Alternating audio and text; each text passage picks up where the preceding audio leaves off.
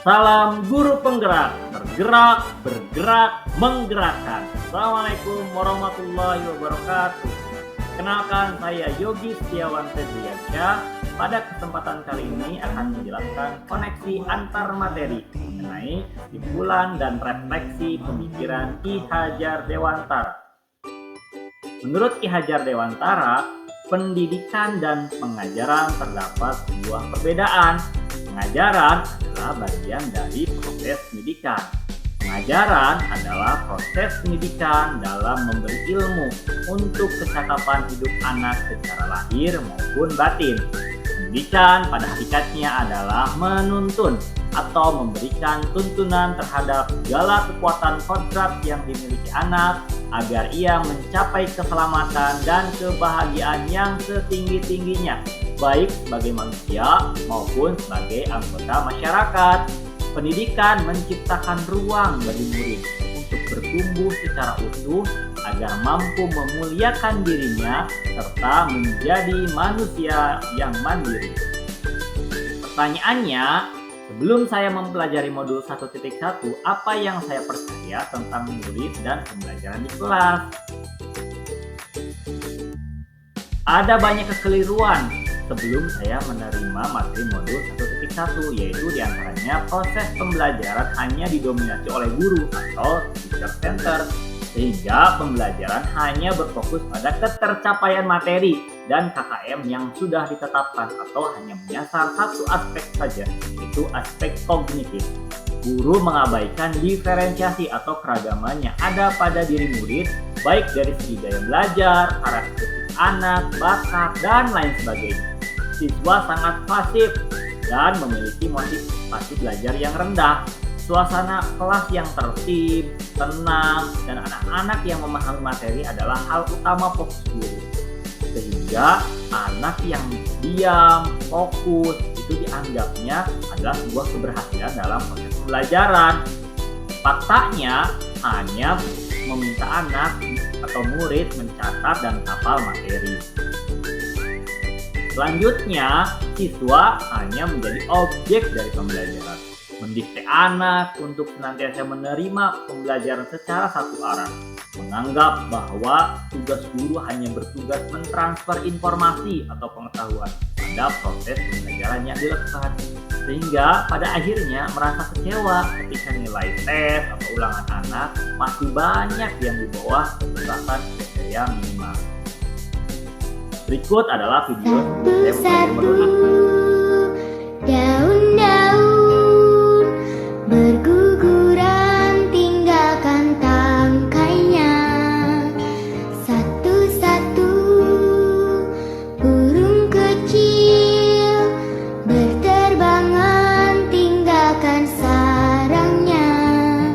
Jauh, jauh, tinggi ke langit yang biru.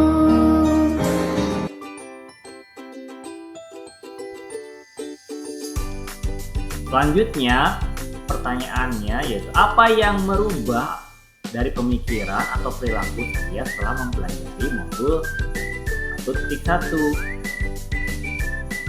Ada banyak hal yang saya dapatkan dari modul 1.1 mengenai pemikiran Ki Hajar Dewantara, yakni merubah pola perilaku. Guru bukanlah satu-satunya sumber belajar bagi anak. Pembelajaran harus berpusat pada anak atau student center, menghargai keragaman dari setiap karakteristik anak. Siswa sebagai subjek pembelajaran, sehingga antara guru dan siswa saling bertukar informasi dan pengetahuan. Selanjutnya, menganggap tugas guru sebagai pembentuk budi pekerti. Guru tidak hanya menyampaikan materi, tapi guru juga sebagai pembentuk karakter yang baik, yang positif bagi anak. Guru harus ikhlas dan penuh kesabaran dengan ketulusan hati. Selanjutnya, merubah perilaku saya sehingga mengemas pembelajaran secara lebih menarik agar motivasi belajar anak meningkat. Misalnya, dengan membuat yel-yel atau pembelajaran yang berbasiskan proyek, memberikan keleluasaan kepada anak untuk menyelesaikan tugas sesuai dengan minat, bakat, dan kreativitasnya masing-masing. buat suasana belajar yang aktif seperti adakan forum diskusi atau tanya jawab.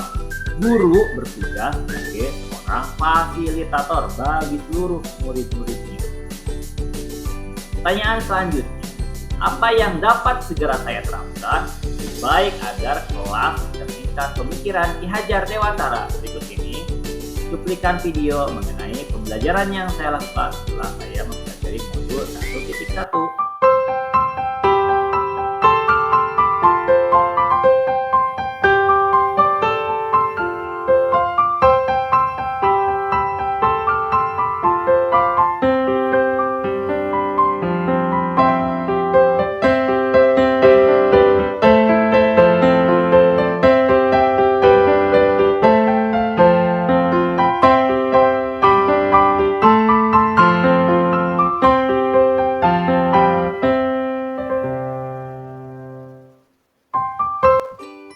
Demikian video mengenai cuplikan proses pembelajaran yang saya lakukan setelah saya mempelajari materi modul 1.1, yaitu dengan mengemas pembelajaran dalam bentuk proyek dan diskusi.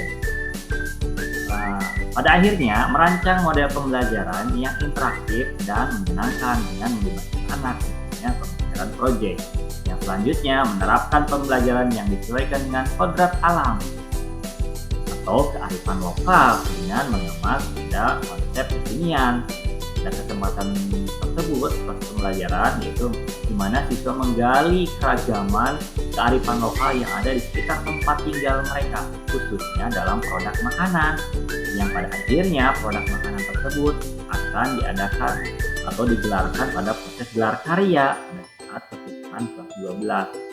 Ini adalah bentuk pengemasan dalam kodrat zaman, yaitu dalam bentuk sebuah gelar karya sehingga anak-anak mendapatkan apresiasi dari berbagai kalangan. Yang ketiga, mengimplementasikan konsep merdeka belajar dengan memberikan keleluasaan kepada anak dalam menggali setiap potensi diri yang dimiliki dan mengintegrasikan setiap pembelajaran sesuai dengan pencapaian profil pelajar Pancasila.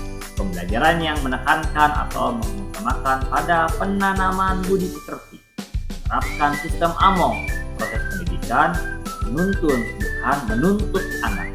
Selanjutnya mengintegrasikan permainan dalam proses pembelajaran, membuat ice breaking, yel-yel sehingga anak terpacu motivasi belajarnya dari awal pembelajaran sampai akhir pembelajaran. Terakhir, menjadikan setiap fase dalam proses pembelajaran sebagai landasan penilaian pembelajaran sehingga penilaian tidak hanya pada satu saja yaitu ujian akhir, melainkan fokus pada tes formatif dan tes sumatif. Pada akhirnya saya ucapkan terima kasih.